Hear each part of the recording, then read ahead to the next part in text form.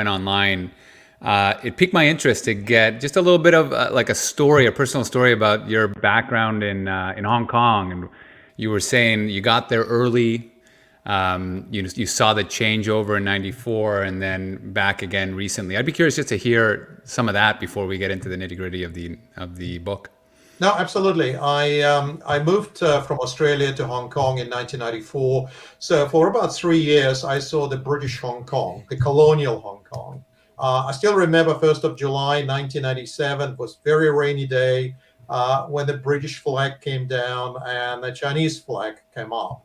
I was there all the way to 2000, 2001, and then I came back again in 2010, and I was there for the last 11 years. So I saw how Hong Kong changed over time, particularly in the last 2 or 3 years. And when a lot of people say Hong Kong has finished, Hong Kong is gone, look, Victor, you left, many other people are leaving.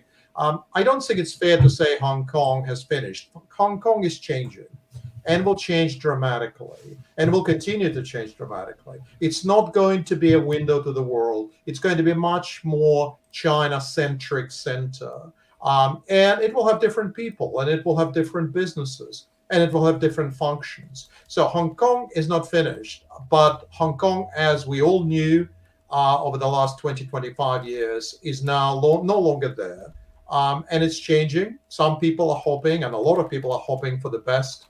And I think Hong Kong will continue to be very critical for China as you go forward, but not in the same function as it was in the past.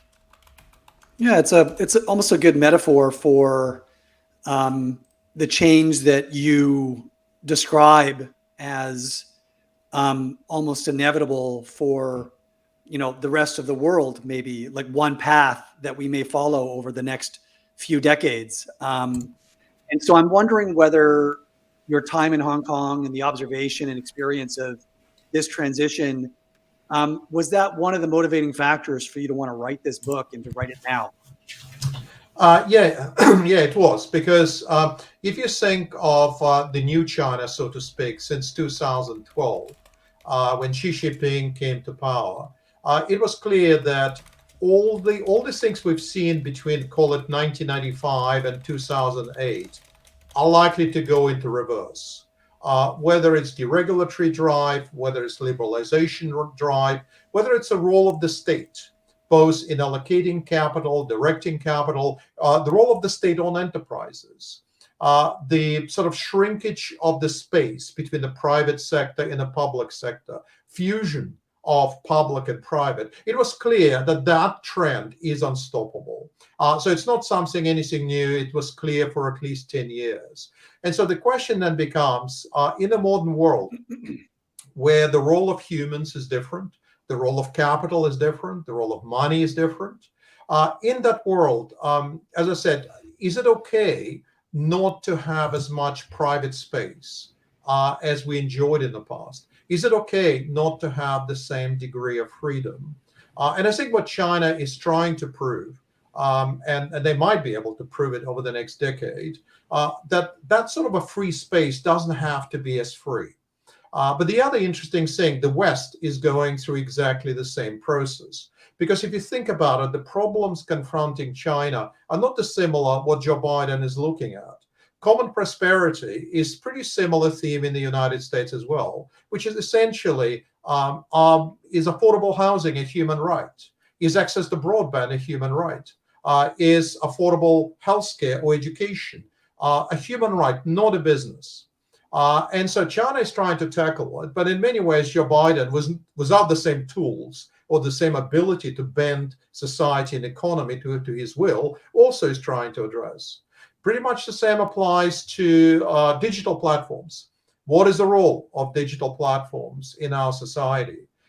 Should you be allowing digital platforms to control real economy, or should real economy be more important than a digital economy? Again, China is approaching it in a very direct fashion because most of the decisions are abrupt, they are unappealable in any form or shape, and they can be implemented incredibly fast.